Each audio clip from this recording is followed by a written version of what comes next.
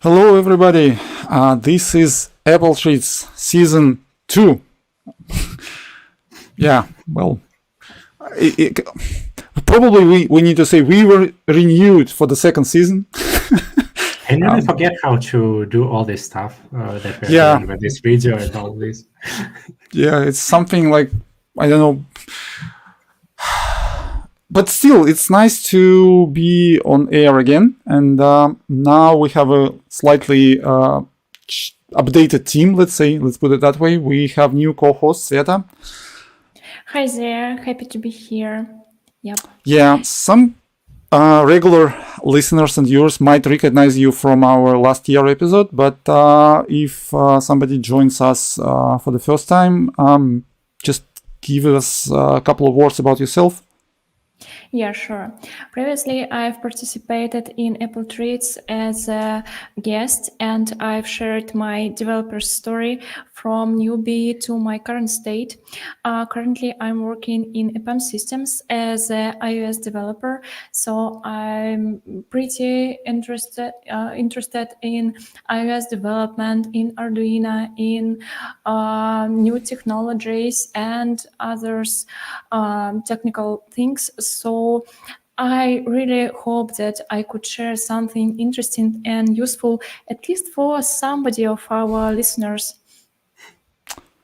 That is awesome, actually. And yeah, we definitely... by the way, we will definitely talk about Arduino and all other Internet of Things and other stuff probably later into the season. But I prefer to... My favorite question for everyone. Yeah, the Rust. And actually, we will probably still be comparing Swift to Rust time to time, especially with new features coming, slightly inspired by Rust. But I propose to start our season with somewhat regular updates and just go through the topics which basically are the news on Apple development which happened during the winter months since our last episode in December. What do you think? Let's go. Okay. Let's start with legal battles, I would say. But these legal battles are mostly regarding the in-app purchases in Netherlands and South Korea. So Netherlands wants Apple to approve third-party payment systems for the dating apps, specifically, like with nothing else. And South Korea just wants an ability to link to websites in order to make payments. So like we have two regulations which affect Apple. And by the way, none of these are like reflected in the review guidelines, so nothing is changed from the developer's perspective. So Apple proposed something for the Dutch regulators, and they, as far as I reading news now, they did not approve that plan yet.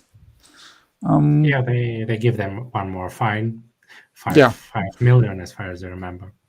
And I believe like 5 millions per week up to 50 millions, and like. Looking into Apple's budgets, they can just basically write off check for the 15 million and just forget about that for next 10 weeks, and that will probably be fine for them. So if you wanted to buy a new phone this fall, probably it will be a little bit more expensive than usual. Yeah, or it's basically like you will know that you are just funding some fines which go to Netherlands, like some of your like. It's a beautiful country. Why not support them? Yeah, and by the way, the interesting thing there that the proposal basically now says that Apple wants 27% commission on payments done through the external systems, which is like basically gives you 3% of savings if you are not on a small business program. So like if you have small business program, you pay 15% for in-app purchases up to like 1 million of revenue. And like that doesn't apply for the external payment systems as far as I understand. So they basically say like if you want to use external systems, you will pay us for that 27% of all payments.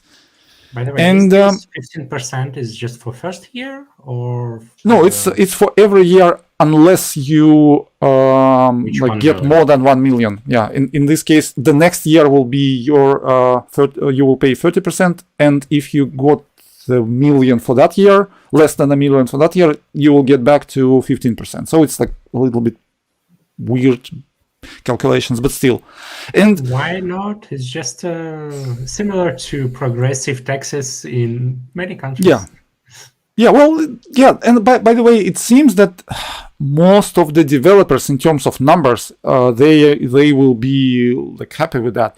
But in terms of revenue, like probably most revenue is done by the developers who earn more than $1 million. So it's like for Apple, it's like they're not concerned about that from the money perspective. But for the developers, like indie developers, that might be a good program for them. And yeah, Sveta? Yeah, that might be a good improvement in App Store guidelines, but right now we don't know when it can happen. So since Apple, as we know, the case about Epic Games versus Apple, they are appealing decision of judge, and I guess that there can be the same situation with in that case, but maybe there is a state regulation could be more important. Yeah, well, probably we'll see what happens there. But one more thing. So the developers on Twitter are arguing about the window which you should show on your app if you're using external payment systems, basically saying that you you will be using external payment systems and they are very dangerous, and you probably wouldn't want to do that. And if you agree, you need to press this red button or something like that. So basically, and the wordings are stated by Apple, the words which you should put onto that warning page. So this is okay. This is okay for you because we have all these banners about GDPR, about cookies, more banners. Yeah. I mean that's, but still, I mean, this is not yet went into effect, so we need to wait until that something happens there. But and as regards to South Korea, it seems that they're also not happy with Apple's proposals, but I didn't see much of the news in terms of what will happen there. So it's even in South Korea, you still are not allowed to do something in regards to in-app purchases. But we will see. So when we'll see such a law in Russia? What do you think? Oh, probably quite soon. I mean, they already passed the law to pre-install in applications on iPhones, and to be honest, Apple did their best here in terms of customers, because I do not want those apps to be pre-installed, even being in Russia. So they present you with the banner saying these apps are mandatory by the law, which you can install. And there is a basically cancel button clearly visible, so you can basically skip everything. But yeah, so there will definitely be more regulations in terms of Apple, and not sure that all of those will be beneficial for the users. So I'm still probably one of those developers who don't want too much of the external payment systems to be present on the iPhone. I mean, especially for the subscriptions, because it's much easier to manage them in one place rather in several places. I would prefer to have everything built up to my Apple account. But from those who earn money, probably they want something to pay less to Apple, and so it's a topic which has several sides here. So yeah, and the same as a end user, I want to pay by Apple Pay. I don't want to use something third parties. I don't want to believe them. I believe Apple, and yeah, and definitely I do not want to put any of my credit cards anywhere. I mean, I'm already and it's even now like I'm see some retailers where you, or like online stores where you need to pay, and like see if they don't have Apple Pay, like maybe I can buy this item elsewhere. Like probably it's possible. Who will be responsible for leaks of my data if something will happen? So yeah. Okay, let's move on.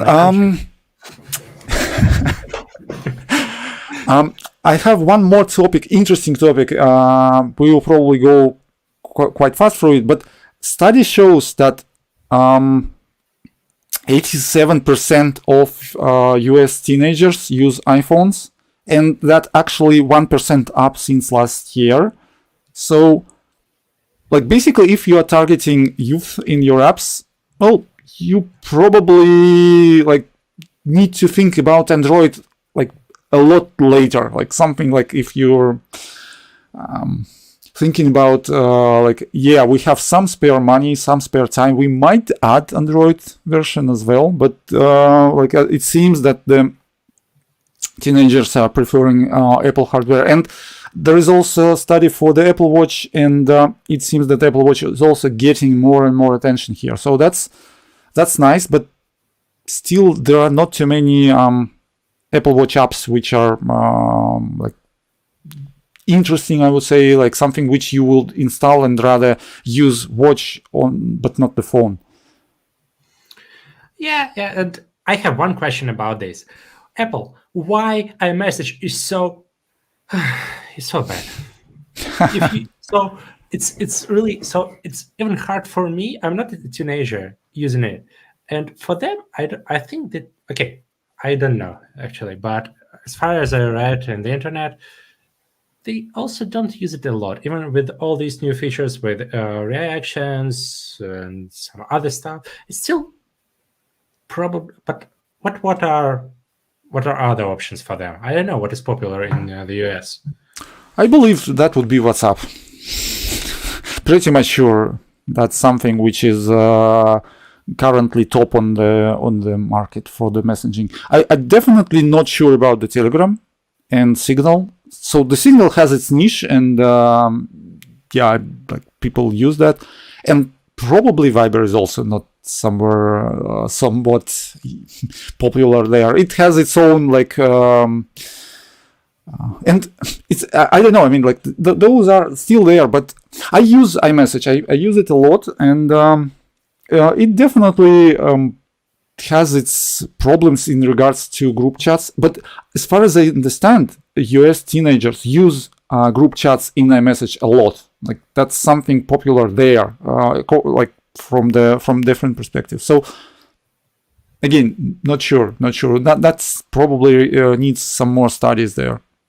We should show them how to fill radars and just overload Apple with a lot of bug reports. Yeah, speaking of bug reports, let's switch to that. So these months were actually packed with some of those, and I would want to talk about two things here.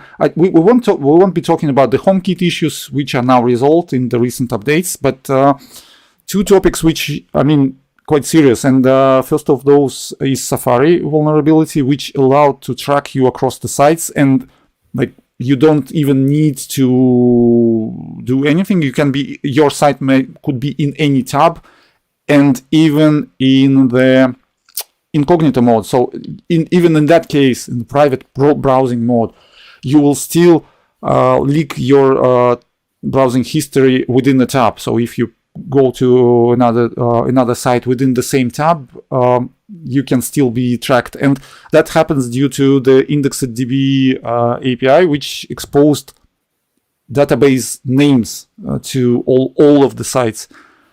And the second thing, that Google creates the database name for your account based on your account name, and therefore, like, it's easy to track your account name through multiple sites, and if you use Google specifically. So when I first heard about this issue, I thought, what? I need to switch to another browser? And yeah, the bad thing here, you cannot do anything on the iOS because all browsers should use WebKit, and that means that they are all vulnerable to this particular problem. So on the iOS, you didn't have a chance. On the macOS, you could use Chromium or something else. But yeah, that's using the same tab. So probably in custom browsers, they just manage WebView in some other way. So probably they create WebView for each tab. I don't know. Yeah, in this case, they will probably keep the browsing history within the tab, and that will be leaked. But yeah, so still the bug was pretty problematic, I would say. So it's something like you wouldn't want to have. But happily, it's resolved. I was talking to a lot of front-end developers, and they're basically saying that Safari is lagging behind in support of this IndexedDB and many other like features, which probably related to the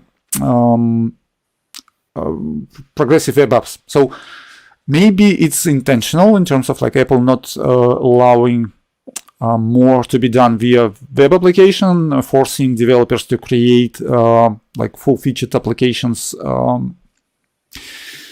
like for the Apple platforms. And not sure. I mean, but actually, yeah, this bug was quite. I didn't see this kind of level of exposure of your data previously, so that's wow. I'm happy that I don't need to hide anything from hackers. Well, yes, and I'm not using Google account, but still, that's something which is, I don't know. That's not good. My pleasure. Yeah. Yeah, and the second issue, so basically, issue is resolved. We'll hope there are no other issues. And yeah, we all can remember something which was called go to fail, which allowed like basically to use to break your SSL encryption quite easily, and that was like some time ago, and that was also quite like epic fail of issues. But yeah.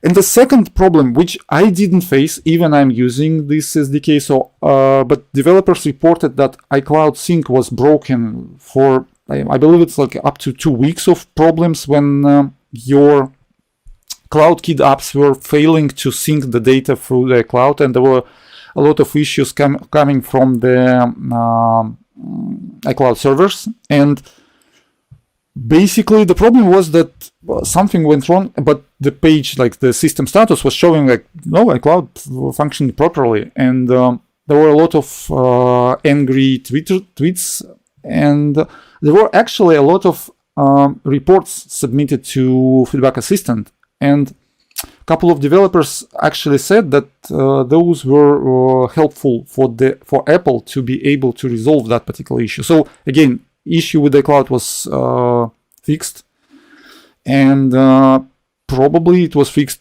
because of the developers submitting the bug reports and also highlighting the importance of that report through Twitter. So social media helps resolving the issues. I don't know. I mean, make a leaderboard with a number of reported radars, and how in fact impactful was your radars. Yeah, and I would actually want to see, like, I have a lot of friends who saying like their radars reported like 4 or 5 years ago are still open. And I also have a couple of those, but I also had a good experience in terms of submitting something. It was usually marked as duplicate, but sometimes it was open and then reported closed. So sometimes it's quite hard to make a small showcase for the issue, but if you can do, probably you should. I mean, that's.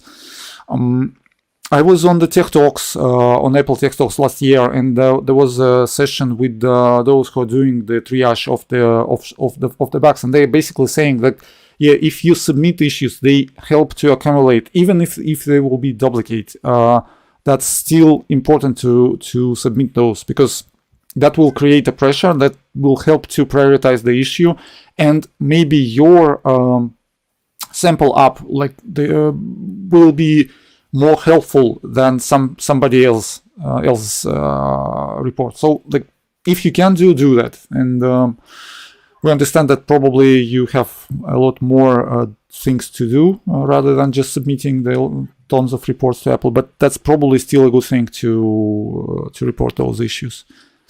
Yeah, and also don't forget to highlight it in your social media. Maybe Yep. it will help to resolve your issue. And maybe try to ping somebody who might be on that particular team if you know them in Twitter. That also seems to be helpful in some cases. Not sure if that helps every time, but probably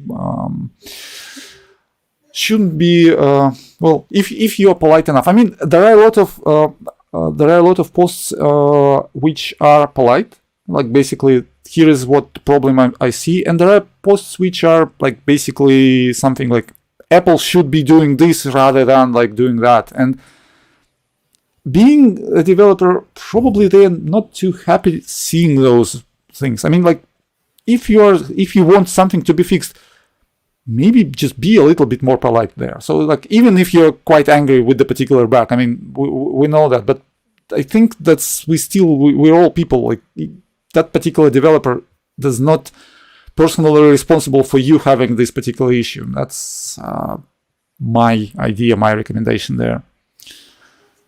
Yeah, absolutely. Every developer can create issue in their code, and that's absolutely normal. And I think they actually want to fix those issues. So like as far as I see the social media from Apple developers, they actually want to make the products better. So like, probably it's better to communicate with them in a more friendly way, I think. Yeah, it's more efficient. Yeah. And again, interestingly, again, I didn't see any of those issues, but I have a pet project which uses iCloud for data sync, both files and the core data through the iCloud. So I'm trying to use those like high level APIs to avoid like managing the CloudKit records manually, and it actually works. I had a couple of things I had to like dig into, but those are actually working okay. And I was actually like developing during these particular problems with iCloud, and I didn't see anything. Probably I didn't have too much of the reports because I'm the only person who is using this particular app as of now. Maybe only production was affected. Again, yeah, that's probably the case. Yeah, and since I do not have any production yet, that's why I was not affected by that issue. Okay, moving on. This Apple topic I would like to talk. Oh, sorry? Apple and new web services, or what? Oh, no. This is it's regarding Intel. So yeah, Intel actually finally catches up with the M1 Max in terms of performance. Yeah. So they actually now created a chip which performs on like basically on the same level as M1 Max, burning like twice as much energy. And this size, yes. Yeah. So it's actually the reports are showing that in terms of performance, they like catch up, but they are like gathering a lot more power and like spinning a lot more fun noise from that particular device. The only thing I would like to mention there, that's the CPU performance. Yes, that they are on par. So they are more or less on the same level. But in terms of GPU, if you use discrete NVIDIA card, it beats Apple's integrated GPU. Like, definitely beats. So like that's up to I don't know, it's 68% faster GPU or even more. I mean that was a lot.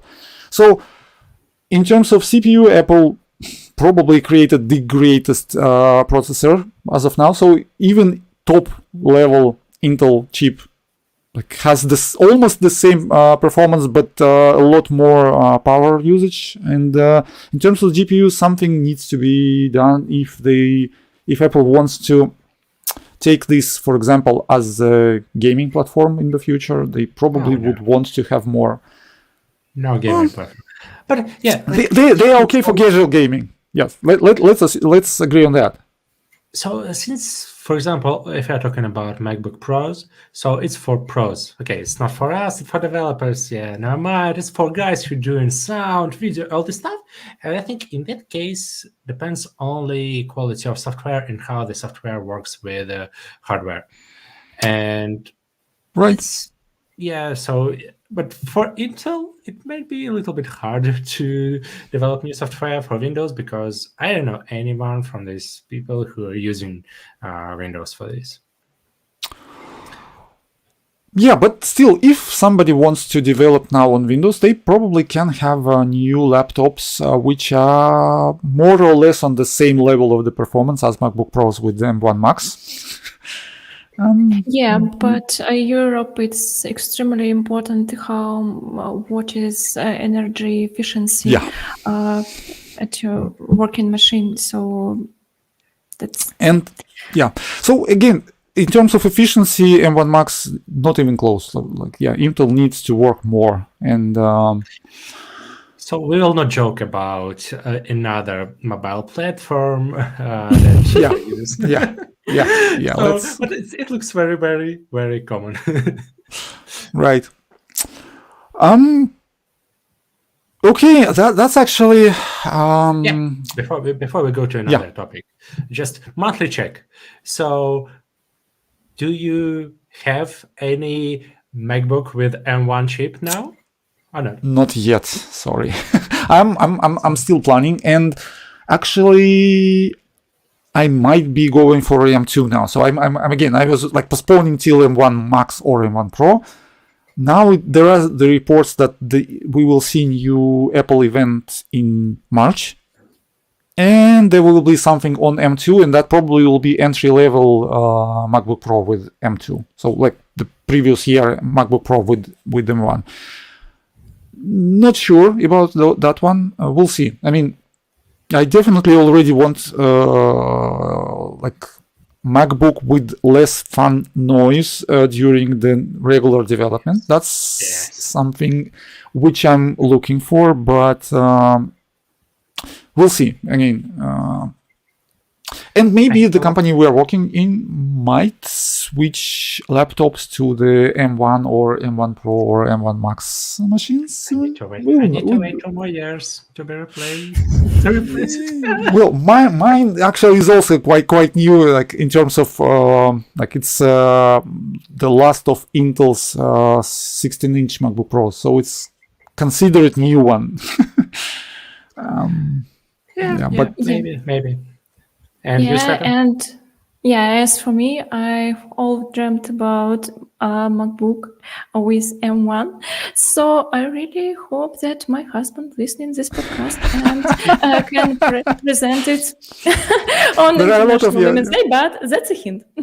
Yeah. So we will definitely try to find him and send him the link to the recording, so and probably the time code as well. That's a good idea. Just in case. You're right now, so probably that's your husband. Two of them. Perfect. Right. Okay.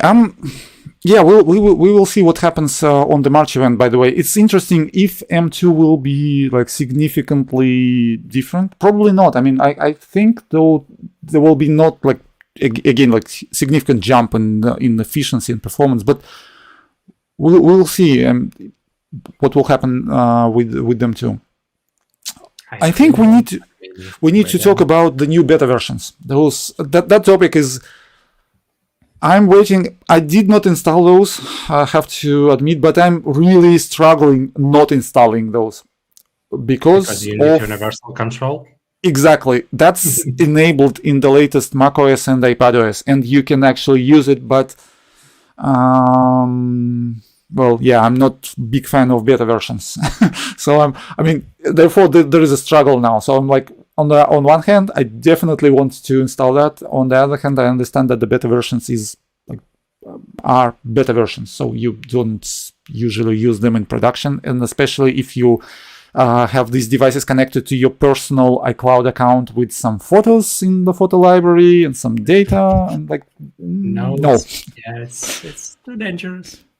Yeah, therefore, I'm looking into reports. I'm looking into like, here is how universal control actually works, and like, yeah, this is You something. need more work. You need more work to just forget about reading all this Twitter stuff. Yeah, probably. And there is another thing which is added to these new beta versions is the Face ID with the mask. It took them a lot of time, but they did it, and they say it's less secure than the regular Face ID, and it works only on iPhone 12 and up. So like guys with the iPhone 10 or XS or like something else, they won't be able to use that particular thing, and probably that's because of the neural engine, which needs more capacity to do that particular scanning.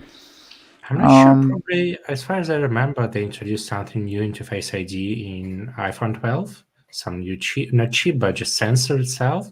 So probably it might have more resolution there. So it's that's why they are actually allowing that. And they say that you need to use all your regular glasses. You need to scan your face with all your glasses you're typically wearing, and this particular thing will not work with sunglasses. So.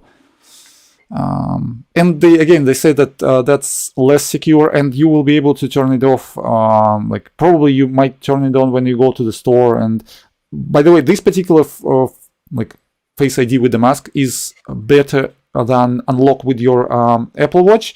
In one particular thing, you will be able to use Apple Pay using Face ID with the mask. So you will be able to pay with the phone rather than like unlocking the phone but paying with the watch and doing something like that. So it will work like regular Face ID, and it will authenticate you in the applications which are using Face ID for additional authentication. So it will work like a regular Face ID. And again, looking to the reports saying that it typically works okay. Some people argue regarding the icon for the Face ID with the mask, saying that this is now why we will be wearing mask forever. So Apple prepares for like doomsday. Well, yes, Twitter is a strange thing. It seems to be nice at times, but there are also times when it's like you see a lot of angry people for definitely no reason. I know I'm still a little bit angry with them about these new emojis in 16.3. Oh yeah, new emojis. Yeah. Well, I mean, my main concern about the new emojis is something. Why do we actually need to care about them? Why are they making news actually about the emojis added to the particular iOS release? I mean, because 87% of your yes, are using that. Absolutely, yeah. True. So well, yeah. Okay. And the last topic from my side here, and that's actually a huge one. The new distribution method. This is actually really huge, and it's interestingly they announced that on Friday, and the next week I had 2 meetings with different customers who were specifically interested in this particular way of app distribution. So like it was like just on time for at least 2 customers I was consulting. So idea of this particular app distribution method is to have your app on the App Store without having it being on the App Store. So you will distribute your app through the App Store, but it will not show up in search, in catalog, in charts, in anywhere. So you will not be able to find this app in App Store unless you have a specific link which you open, and the App Store will open with this particular app. And looking into to the documentation for this, it's called Unlisted app distribution method. So looking into that, we can publish an app, and this app will not have a requirement for public access, like guest mode or something else, and it will not have a requirement to be able for users to be able to register account through the app. So you can publish apps targeting employees of organizations, or a target app which a publish app that targets employees of different organizations, or app which are created for a specific event which will happen for example for a couple of days, and then the app will not be important anymore. So that's a niche distribution method, but it has a lot of cases when you talk about the enterprises. Previously, we had an option to distribute apps through the enterprise Apple account, but that means that you first have to distribute the app. You do not have an app store, and you have to ensure that this app will not leak outside your employees or contractors. And we probably might remember Facebook, which distributed their special VPN app using enterprise account, and that actually resulted in their account being terminated. And the Facebook development team actually was struggling a lot due to that particular fact. So yeah, Apple sometimes does a lot in terms of protecting these like legal requirements for the enterprise distribution method. And we also had a custom app distribution method, which allowed you to distribute apps to the businesses connected to Apple Business Manager, or schools connected to Apple School Manager. But that's again limited. You're limited to companies who enrolled in Apple Business Manager, or schools or universities connected to the Apple School Manager. So you were not able to distribute app to the company which is small enough not to be registered into Apple Business Manager, and for example, they do not have any MDM solution there, but you still want them to have your app. So this particular distribution method solves that particular problem. Yeah, that's a huge step. So I had a project when we've developed application for a shop assistance for the big company and for some reasons we were needed to distribute it into public app store, and there were a lot of comments like, "What's wrong with your app? Why don't I can to log in? Which account do you mean?" and etc. So and shop assistants and real users, it's right. They have a big differences and a lot of differences. So it can prevent such situations. So as a developer, I don't want to see a lot of negative comments in App Store just because somebody from another continent downloaded my app and started to use it in the wrong way. Right. Never go to the lower internet and read comments. Right.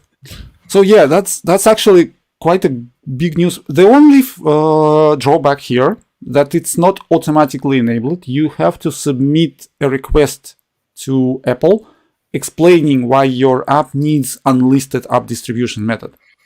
And if you get the approval from their site, you will receive a link which will be connected to your App Store Connect entry. So that's one thing you need to take care of. But again, I'm looking. I looked through Twitter and I see some cases when the companies get their apps into this particular distribution method through Apple. So I believe that's really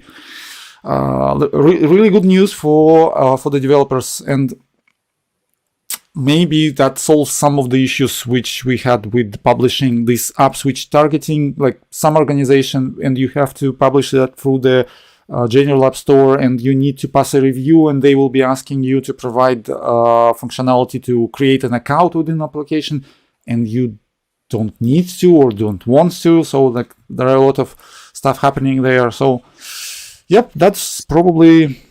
What about review? Should we pass review for such apps? So the review will be the same except for these points or sections regarding the account creation. So everything else, you still do not have an option to use private APIs. You do not have an option to use in-app purchases inappropriately. So you don't. So everything else is still intact, but you you don't need to provide the registration or free guest access to the application. Oh, I expect that Apple will sometime in the future they will just stop distributing enterprise accounts and force us to use this method to It looks like way. And that's bad. They actually more strict in terms of enterprise accounts over the years. So you now have to provide the questionnaire of your app, like basically how many users will be using your enterprise app, how are you protecting app from being used by non-employees. Like you have to, like, say if it's secure login or you're using under VPN or internal network, like you have to like, and there is a statement like you as a developer, you are responsible for the correctness of this information. So they are like trying to put some legal words there in regards to this questionnaire. So probably they might not remove it entirely, but they will be more strict in terms of if this app leaves your company and somebody else uses that, they will be more. You will get some kind of punishment for that. So. Probably. Yeah, but because they so they have now two things to cover all possible cases that needs why we need enterprise accounts. So for testing your apps between multiple users, you have now TestFlight. Okay, right. We lost Sveta. That's happens. And for distributing it internally within your company, you now have Unlisted distribution. Yeah. So, well, we will see. And we have Sveta back. Yeah. And actually, that's probably it. What I have on my list and in regards to the news. I would also like to say that this season might be a little bit different. We will probably try to experiment with the format. We would like to introduce some more maybe looking through the code parts, which will probably be more interesting if you are watching us but not listening. We might also have some contests, or I don't know, like we have a couple of prizes which we can distribute, I believe. We will see. I mean, and if you are listening to us or watching, like just check with us what would you like to see there in terms of like contests, or maybe you have some ideas for the sections which we cover. We will definitely have guests on the podcast too later on. We will try to find some great guests which we were not calling previously, or we already called and we have something else to share. I have one idea. So if I pronounce it loudly here, so we'll be forced to do. We will have to.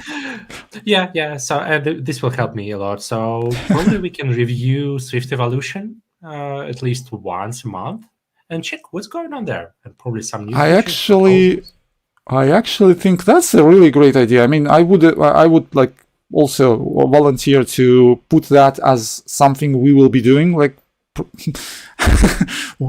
We promise to be doing that now. Yeah, I think that's a great reservations. And we can actually, like, with your help, probably compare that with the Rust updates somewhat. That will force me to follow Rust. Well, we don't need to cover Rust updates, but you probably might say that, yeah, this proposal definitely reminds me of the feature which was in Rust like 3 years ago. It's incorrect. Yeah. And I'm probably we might be looking into some code where these evolution proposals are. How are they using, and maybe some real world examples on that. So I think we might be doing that. So and new stuff. Yeah, and we really want to have your feedback. So if you're listening, watching, like, ping us in any way, put to the comments, write us on Twitter, like whatever. find us in Telegram and write us there. We will be listening to you, and we will be bringing you more content which you will be interested in. And with that, I think we need to wrap up our first episode of the second season of Apple Treats. Apple Watch what do you series think? this time. Yes. Yes. Okay, so as always, we will come back in 2 weeks. And as of now, thank you. Thank you for coming, and we'll see you soon. And one more time, welcome, Sveta. Yes. Thank you, guys. Happy to be here. Okay. And Thank you. take care, everyone, and see you in 2 weeks. Bye. Bye. Bye-bye.